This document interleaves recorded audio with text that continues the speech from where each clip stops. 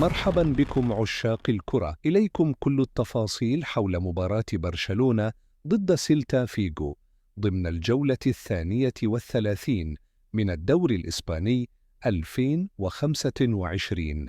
تقام المباراة يوم السبت 19 أبريل 2025 على أرضية ملعب لويس كومبانيس الأولمبي، وتنطلق الساعة 3:15 عصرا بتوقيت المغرب، تونس والجزائر، والساعة 4:15 عصرا بتوقيت مصر، ليبيا والسودان، والساعة 5:15 مساء بتوقيت مكة المكرمة.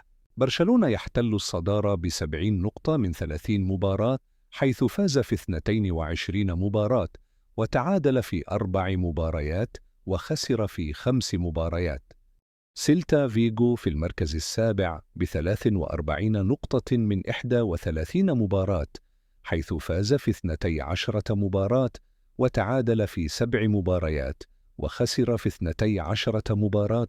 آخر مواجهة جمعت الفريقين انتهت بالتعادل المثير بهدفين مقابل هدفين في مباراة الذهاب.